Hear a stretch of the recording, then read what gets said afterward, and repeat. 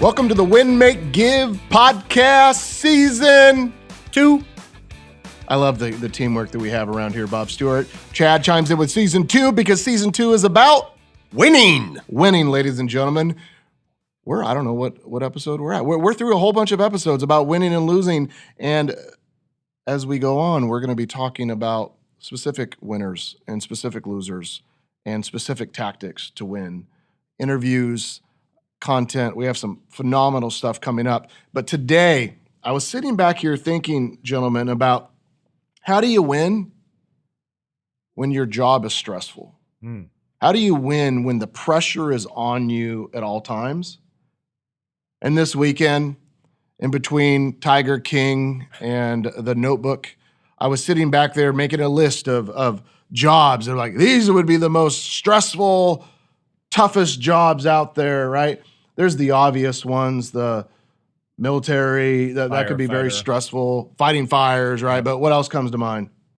Hedge fund manager these days, right? Like, I don't want to be a hedge fund manager in a bunch of short positions. Like, I mean, not to mention the fact that you're managing other people's retirement money and you're managing pension funds for teachers and these things. So, I mean, that would be a massively stressful job. I watched my stock account this morning drop dramatically for who knows why, no reason. Chad, what is the stressful jobs that come to mind for you? For me, Ben, you're just talking about over the past weekend, having thought about it. So this weekend, I would have thought one of the most stressful jobs was being the quarterback for the Kansas City Chiefs, the way that the Buccaneers were chasing him down. Oh, my goodness. Yeah, Patrick had one of the more stressful jobs I could imagine.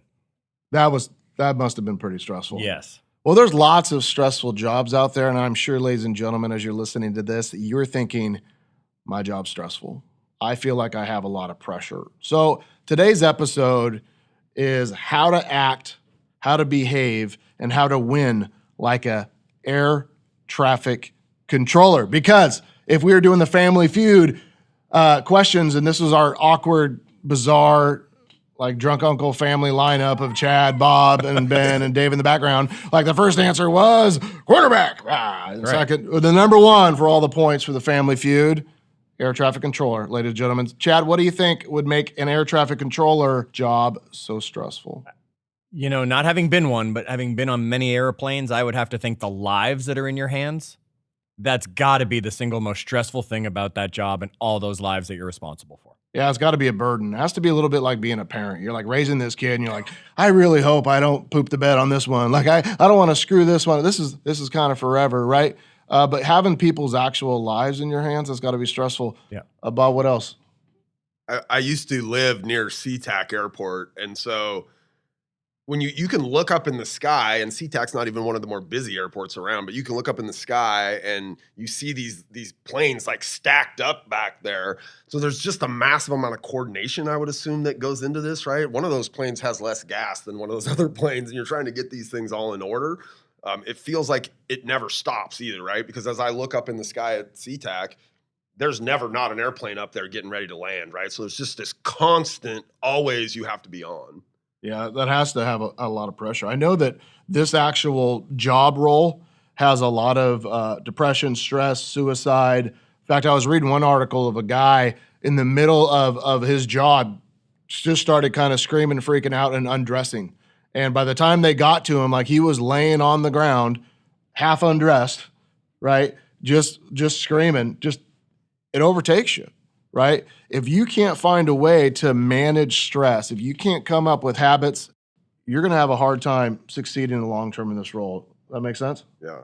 So I came up with a list. This is a Ben Kinney list, not an air traffic controller list, but I'm pretending that I'm an air traffic controller. I came up with a list of if I was an air traffic controller, which, by the way, if you run a business or you manage anybody, you have a job, you probably are an air traffic controller. Right? What would those habits and requirements be for you to really succeed in this role? Now, the air traffic controller, Bob, is he flying the planes? No. No. Is he unloading the baggage, Bob? No, he's not. No. Chad, is he checking people in? Not at all. No. Is he refueling the plane? Not at all. Or she? I hope not. No. They're not doing any of that. They're simply doing what, Bob? Managing the flow of air traffic. Yeah, how else would you say that, Chad? Can I say controlling air traffic? Since they're air traffic controllers, it would just sound obvious.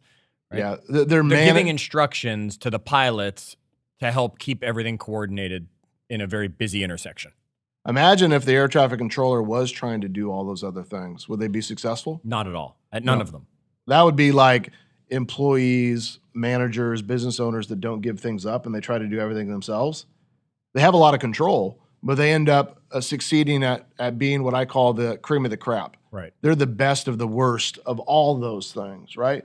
To be really successful in business, you have to learn to manage the planes, manage the traffic, keep everything safe, but you got to give up fueling the planes and flying the planes and loading the baggage. So in the air traffic control world, because I watched a whole bunch of videos this weekend about it, like the day in the life, how do they do it? So not airplane and things like that. That's not what you were using as your reference material? No, like real actual interviews. Because I was really thinking about this. I saw this Saturday Night Live skit. I'm sure it was very factual. We started off with Saturday Night Live. That tells you where we're going today. And this guy is flying in, and the pilot passes out, unconscious. So there's somebody up in the front, and he ends up working for one of the famous singers of the world. I don't remember. And he's like, I'm the social media manager for blah, blah, blah. And the pilot's passed out, and I don't know how to land. And they're flying into England towards Glasgow. So the air traffic controller they get on the plane is Scottish, Irish, whichever, right? And has a really, really thick accent. Right, so you couldn't even understand what he was saying at all, but that air traffic controller in Scotland was super clear that he was saying correctly, and there was this whole. You guys should watch this skit. Anyway, the number one skill in no particular order, but the first one on our list is communicate clearly. If you can't communicate clearly, how are the people in the air, your people, going to know what to do? Communicating clearly says, if an air traffic control plane is, hey, hold. I need plane A to hold, and plane B, I need you to drop down to 6,000 feet, proceed on to runway 2. That's pretty clear. Yep. But what if they didn't clearly tell which plane to go to runway 2? They've had these almost in-air or on-the-ground accidents. I've been on an airplane, Ben, that was coming in for a landing, and as we were probably approaching, 200-300 feet, you were near the edge of this was in Phoenix, near the edge of the landing strip, and the plane just pulled up. And we went up and we circled back around, and the pilot said, hey, sorry about that, ladies and gentlemen. We weren't scheduled to land there. We got a little bit out of sorts, and we came up and around. And that would have had to have been some kind of a miscommunication from air traffic control. Well, now I found something Bob and I have in common. I, too, have been in a situation just like that. Yeah. Yeah. Almost touched down, and the plane pulled back up and took off again really quickly. Were any of you guys flying into the Inman News event in San Francisco when that plane from Korea had crashed on the runway, was sitting on there the same day? I didn't see it. I came in the next day. Well, yeah. Anyway, we digress. How do you communicate clearly is you give your order, your message, your directive. Yep. Right? Number one. Yep. But when you listen to air traffic controllers, they don't just give the order. What do they wait for? Response. Response of what? They're looking for some sort of confirmation of the order that the people are giving it back to them and saying, I hear what you're saying. Copy air traffic control, right. Runway 2, coming in southbound, approaching at XYZ, right? Yeah. Whatever that might be. So it's okay as a leader when you give a direction, just slow down for a second and say, Bob, just to be 100% clear, tell me what we just agreed to in your own words. Or, hey, when we're done with this meeting, Chad, do me a favor, take what we discussed, put it in bullet points, and send us an email so we have it on record, and we're super clear. You know, it's nowhere near as stressful as an air traffic controller, yet it can be very stressful. It's being a server at a very busy restaurant. And anybody's out there who's been one, you know what that feeling is like. And if you've never been one, everybody should be one. Yet that was one of the first things I was taught when I became a server also. It was when you go to take their order, you confirm their order back to them. That way they can't later say, that's not what I had asked for when the food shows up and they don't want it anymore. Yeah. Communicate is not give orders, Chad. Communicate is two-way, right? Yep. So as you just pointed out, what would you like? Great. Just so I'm clear, you want the steak and baked potato, right, and a Caesar salad. Bob, you want the steak, mashed potatoes, and a House salad. house salad. Yes. And of course, how does Bob want his steak? How would you want your steak? And we know, Ben, come on, be honest. It was a cheeseburger you'd order. It was a cheeseburger with the side of steak. Yes. Communication is two-way. You make your statements, you acknowledge, you make sure that they clearly communicate back. One of the things that I do, as you guys are actually looking at me right now, not you guys in the audience, you guys in the room with me, is you guys see a blank piece of paper with words on there. Yes. Is I take notes in all the meetings that I'm with, and when I'm done, I either give it to them or I take a picture of it and I text it to them. Just to be clear, Chad, here's what we talked about doing today. Number one, I put your name by it. You're going to do it. Yep. Number two, I'm going to do it. Number three, we're going to see if we can get Bob to do it. Right? Everybody clear? And then we send that picture to everybody. And that's how we actually are doing this episode. You had your notes and said, Bob, take a picture of this and send it to everybody so everyone's got the notes that I want to talk about. Yeah. Yep. Communication clearly, not just acknowledgement, but I think over time you ask for feedback. You go and you say, well, how'd that go? Was that clear? What could I have done better to more clearly communicate what I need to say? I think that's especially important when you have an issue that comes up, right? There's some problem to go back and, we've talked about analyzing when we have a loss. Getting that feedback is really important when you thought you communicated something clearly and you didn't get the outcome that you wanted, right, Ben? That's when you would be going back and asking for feedback. I mean, maybe you're doing it, when you have wins as well, but definitely when you communicated something that you thought was clear, the other person didn't do that thing the right way or the way that you thought, right? Feedback the next time to say, hey, last time something got lost in the translation, how could I have given you that message a little bit more clearly? Yeah, Bob and I were in a meeting today, and I actually had this group of 5 people in this meeting. I took control of the screen. I said, let me show you exactly what I mean. And I clicked through exactly what I meant on the software and explained it. And I think that's really important because I got acknowledgement in my mind that they saw exactly what I meant. Yeah. And there was no interpretation of me calling this thing that and they calling that thing this, so to speak. Okay, let's talk about the number 2 kind of success tactic for winning as an air traffic controller, managing priorities. Oh. Managing priorities. So let's say we're feeling overwhelmed. We have planes flying everywhere, right? They're just overwhelmed. And we look up, and there's 2 planes heading towards each other. Do we solve that issue, or do we continue trying to manage all of them at once? No, we focus on that issue. Yeah, that's the priority. Sometimes you got to prioritize all the planes in the air when you get overwhelmed and deal with it. I call it 37 fires. If you had a 37 fires in your house, which one do you put out? The biggest one. The biggest one. You put down the fire that's going to burn the house down. Yes. Right? It's up to you to slow down for 1 second instead of trying to fight all the fires and say, of all the fires in front of me, which one's most important? I imagine as an air traffic controller, every single day they're looking up and saying, all right, I know that once planes get within this range, like that's most important. I need to make sure that that's handled. Now, in a perfect world, they're caught up and they're giving orders all the time and there's no problems and everything is smooth and they manage everything kind of equally. But imagine the point that there's an issue with the runway and you start getting all these planes backing up in the air. You have to manage things a lot differently. Yes. Because you can't have 400 planes circling at the same altitude or in the same circle around Seattle. That would be pretty freaky if you were on the ground looking up and saw that.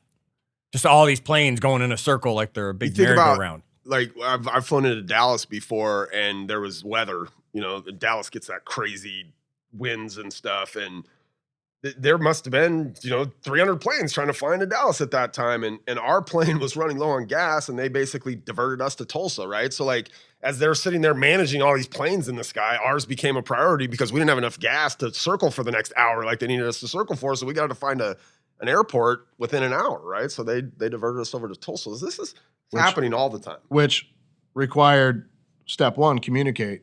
Yes. Hey, plane 1, 2, 3, how's your gas? How much fuel do you have? And they're like, hey, we got an hour left. And like, better be safe than sorry. Let's get you over to Oklahoma and you can land in 30 minutes and you're good.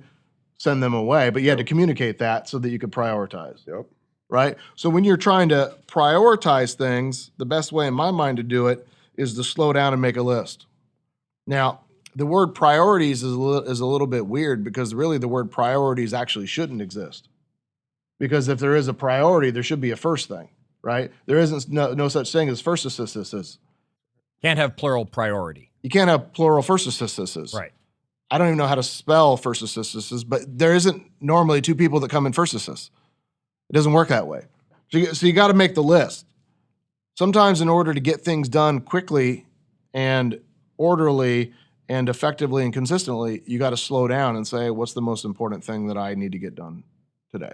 And if I got that done, what would the second thing be? And if I got that done, what would the third thing do? I believe in my mind that air traffic controllers communicate clearly. Number two, they find a way to manage priorities, especially in times of chaos or emergencies. That makes sense? Absolutely, it makes sense. And again, you're using it from the air traffic controller's perspective, but this works in all of our lives. This works in all of our businesses. If we could actually run our lives, run our businesses like an air traffic controller, Bob, you've got 2 kids at home, right? You got to make sure that you're communicating with your wife. You got to make sure you're communicating with the kids. You got to make sure you're getting that feedback, and you got to manage priorities. Sometimes one kid's screaming like a banshee. Carter. That's his name, by the way. And the other one's being an angel in the corner. You got to manage the priorities and realize why and what's going on. So Ben, you're right, as you're looking at it as an air traffic controller, and lives are in danger there. Yet I don't think that limits where this conversation can go. You know, I was thinking, what else did air traffic controller have to be really good at? And I wrote down a short phrase that may sound a little silly, but I want to talk about it. Number 3 is they got to know their job. When you think about all the different aspects of being great at being an air traffic controller, what is it that you think you would have to know, Bob? I'd have to know plane speeds, elevations. I'd have to know probably weight and capacities on planes and wind speeds and weather. And I mean, I'd probably have to know how to use a radar. To be able to read that technology? stuff, technology, right? Yeah, I'd what probably have else? to be good at math. Yeah. Because all I'm thinking is a traffic cop, how confusing that gets. And they're in a 3D world, these air traffic controllers with being a traffic cop. I mean, not only do they have to have the communication skills that you talked about, but yeah, they got to know the technology. They got to understand the planes. They got to understand math and the situations that they're in. They got to know weather so they can understand what they're looking at. I'm sure there's a whole set of like emergency protocols that are in place for if there was We have an to land on accident the or there was Hudson River or anything like that. yeah, something, you know, whatever. There was ice on the runway or, you know. Yeah. They got to know their job. And if they don't know their job, they're going to put people's lives in jeopardy. They're going to fail. There's going to be lots of chaos. But in our business, I see leaders and companies fail all the time because the leader gets disconnected from knowing the job. Mm. They buy software for their company, but they don't spend the time to use it themselves. Right. They generate leads for their business, but they've never called one of those leads themselves. Right? They know how much money is in their bank account, but they don't know if they're making a profit. Like there's certain aspects of every job that you have to know to just do it effectively. You can't possibly manage the air traffic in your business if you don't know what each department, division, or person in your business does. So I would encourage you to go insert yourself into that role, one role a week or one role a month, and say, hey, today or for an hour, I'm going to sit with you and you're just going to show me what you do all day. What's that show that's on? And I got this feeling, Ben, that you actually probably watch this one, where like the CEO of a company goes undercover boss or something. Is that what it's called? Okay, Yeah. so as I was saying it, it comes to me, right? Where he goes undercover and does the jobs in his company, and people don't even know that it's the boss that's there doing it. I mean, whether they're going to know it's you or not know it's you, get into every role that your job has. When was the last time a principal taught a class? Right? All that kind of stuff so that they're understanding what their people are dealing with. Air traffic control, absolutely. They better know that job inside and out. Was reading something from Elon Musk in an article the other day, and he said, we have too many managers working on spreadsheets and not enough managers walking the floor. Manage by walking around. They aren't out there on the factory floor seeing how cars are getting built. They're upstairs dinking around with another Excel sheet, trying to solve all the world's problems with the calculation spreadsheets, org charts, and pretty vision statements and mission statements for the company, right? You got to get in there, you got to know your job, but you also got to know the jobs of other people so that you can communicate with them. Imagine what would happen if all air traffic controllers in all planes spoke a different language. Well, we've been in a lot of trouble. That would be a problem. So everybody has to understand that we are agreeing in this role to speak the same language. Bob, that's why we put names on everything in our company. Even when they don't need a name, we call things the lead index, this system, right? What were you going to say? Well, on that know the job, I have a different thought around this. And I don't know in your research on air traffic controllers if you came across this, but it's hard for me to envision that I go out, let's say I want to become an air traffic controller. And so I do the schooling, I take the tests, I probably do a little bit of training.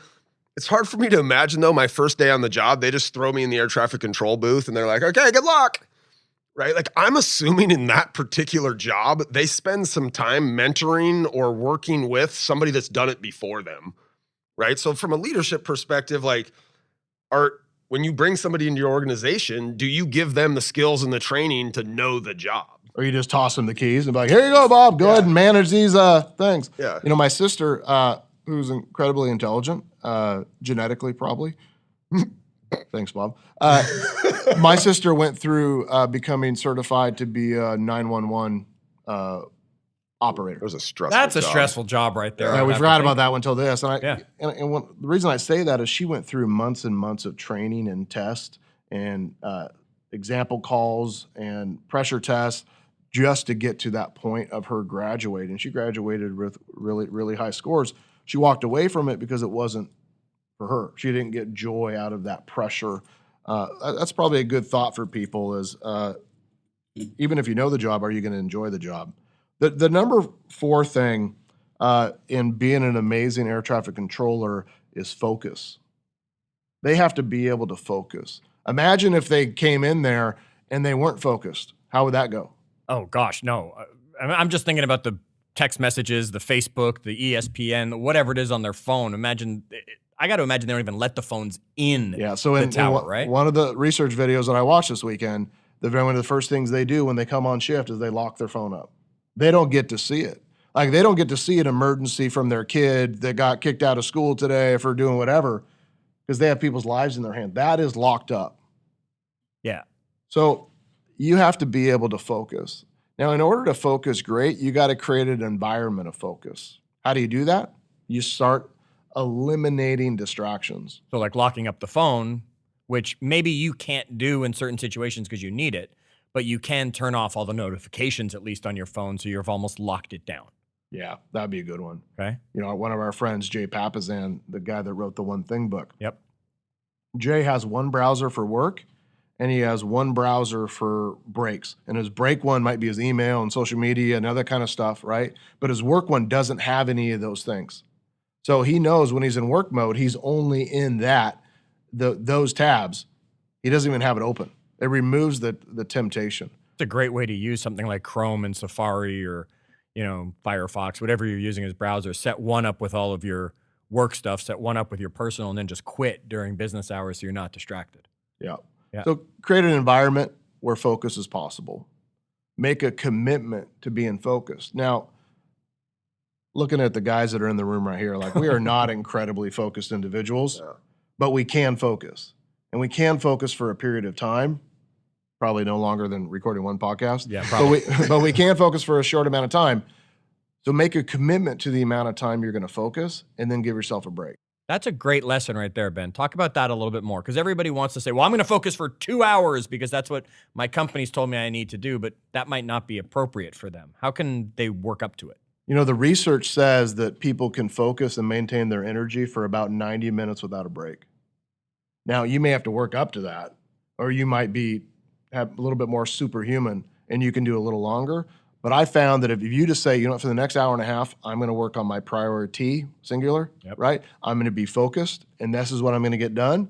Then when you're done and you take a little break, you can always say, well, I got more energy. I'm going to keep going, or that's enough for today, and tomorrow I'm going to go back to that. I'm below average. I know mine is an hour. Like, I have about an hour of dedicated focus in me before I I need a break. Right? I need to take a walk. I need to go get a drink. I need to go to the bathroom, whatever it is, right? Like I know my own limitations there. I have an hour of focus. But I've seen you teach classes for 8 hours. No, Be that's- 100% focused. That's true. All depends on what we're doing, right? And that's Some your- things, Yeah. some things allow us to be more focused for longer, right? Yeah. Yeah, that's true. Yeah. The number 5 thing that an air traffic controller does super well is they delegate. So in the videos that I watch of air traffic control, they got these planes that are flying through their airspace. Okay. Now they can see planes in other airspaces too, but only the planes within their, let's say their circle, are the ones they have to manage. So as that plane is leaving the end of their airspace, they will say, "Hey Chad, stay safe tonight, handing you off to air traffic control in Everett." And then when you pass Everett, they're gonna say, "Hey Chad, we're handing you off to air traffic control in Bellingham," and then it's gonna be Vancouver. How far am That I job, I'm not watching Chad's plane forever. I'm just watching Chad's plane within my purview. Got it. Everything else gets delegated to the next person. That's a hard skill to master, Ben. A lot of people don't like to let go of things. So air traffic control, maybe they have an exception in that case because literally the plane's going to get out of radar range. They have to give it up. How would you take that lesson from air traffic control into everyone's business, everyone's life? Because a lot of people are like, well, I just don't think you can do it well enough, so I'm just going to do it. I can't let go. Here's the phrase I always used to write down. I care about my hourly wage. Meaning if I want to increase how much money I make per hour, I have to give up things that I can pay somebody less for. Delegation creates 2 things: leverage, where you get to have time to go do something more important, or luxury, where you just get to take time off. Nothing wrong with either one of those, but when you're really delegating in work, you're not trying to create luxury, you're trying to create leverage. That leverage allows you to focus on something that's more important. So in order to be an amazing air traffic controller, you need to truly know how to delegate, master the art of delegation. Okay, one last one. Let's go through what we talked about so far. Yep. Communicate clearly, Got it? manage priorities, Yep. know the job, Okay. focus, Yep. delegate. Sounds like a pretty full job day right there for anybody, but definitely air traffic controllers. And those are like the core of how do you succeed at a high level? How do you win at a high level? Okay. But I added one last one. And I believe that to be successful in business, life, relationships, or as an air traffic controller, you have to stop something called triangulation. So triangulation would be, let's say that both Chad and Bob are responsible for the success of a business that I owned. And I go to Chad and say, "Chad, I want you to do this." And I go to Bob and I say, "Bob, I want you to do that." And if those two don't know what's going on, they could overlap each other. They could do the same thing, right? They could run into roadblocks. There could be a lot of problems because there's this triangulation. I'm in the center, Yep. right? And I'm not involving them. Well, here's another way that triangulation happens in business would be like problems. I own the company. My name's John. I own this whatever company, and Bob and Chad both work for this company, and they start complaining to each other about something. Or Bob goes to Chad and says, "You know what? This really sucks. The Coke machine doesn't work, right? And I've been here for a long time, and I need my Diet Coke, and the Coke machine doesn't work." And Chad's like, "Oh, that does suck. I'm sorry, man. I know you like your Diet Coke. Like, you need your Diet Coke." And nobody tells anybody who could actually fix the Diet Coke machine. Like, I'm the one guy in the company that has the phone number to call, the one guy that can fix the Diet Coke machine. Right. But that doesn't happen. There's this triangulation where people are just complaining about problems or making complaints or sharing ideas with each other instead of the right people. And that causes problems. So I came up with a couple things that we could do to stop triangulation. And you teach us in your organization and your companies things that you would want to just share and just say we want. One of my partners in crime, Via, she calls it looping.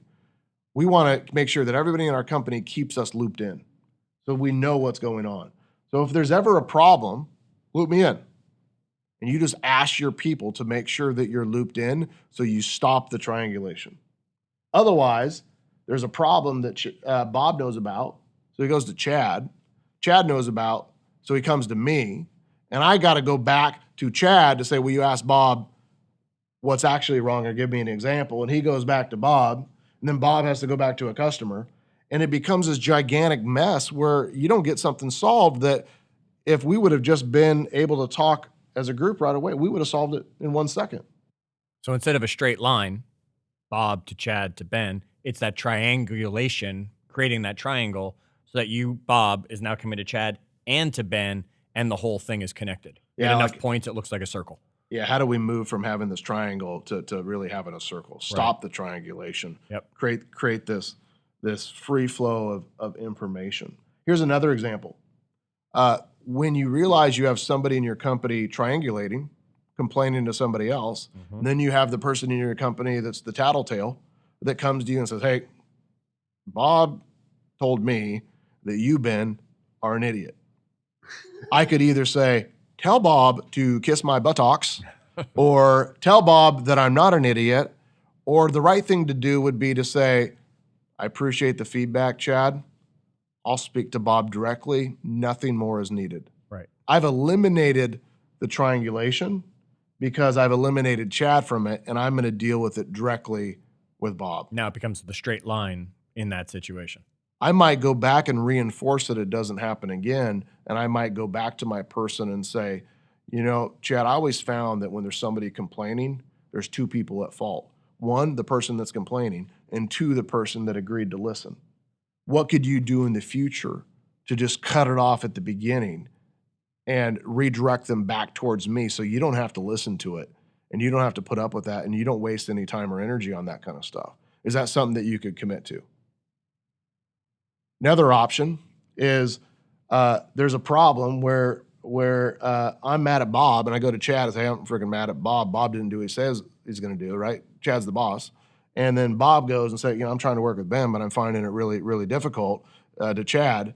And we could try to talk both of us off the ledge. Yep. Or Chad, you could simply say, sounds like we have an issue. Both of you in my office, let's sit down and talk about it. And you literally sit there and you say, all right, no more of this triangulation. We're going to have an open conversation. Bob, sounds like you're frustrated about something. Tell me what's happening. Ben, sounds like you're frustrated. Tell me your side of the situation. We created a whole video on YouTube that helps you work through scenarios like that called resentment circles that we highly recommend that you guys go watch. It's a technique for resolving triangulation and conflict and making things flow. But in air traffic control, imagine if two different towers were given the same plane directions. That's got to be confusing. That would be a problem. That's why they don't do that. That's why they say, Bob, I'm going to hand you off to Chad. Because that other tower is trying to make sure that the plane coming in at 6,000 feet doesn't run into Bob. No, I'm trying to make sure, right, that Bob doesn't run into something I'm seeing. We're not all seeing the same thing. So we either need to communicate as a group, and I need to hear what orders air traffic controller Chad's giving, or I need to say, Bob, you're in great hands. I'm turning you over to Chad, and you stop the triangulation. Great. That's great. So winning like an air traffic controller. If you're stressed in your job, if you're struggling, if you feel like you have too many things going on at once, I think it might be because you aren't doing one of the 6 things, which are communicate clearly, managing our priorities, knowing our job, focusing, delegating, or stopping the triangulation that's happening around you. Take some time tomorrow as you get to work and think through this list and see what could you do better tomorrow to be the leader that you need to be, and start managing air traffic instead of putting gas in all the planes.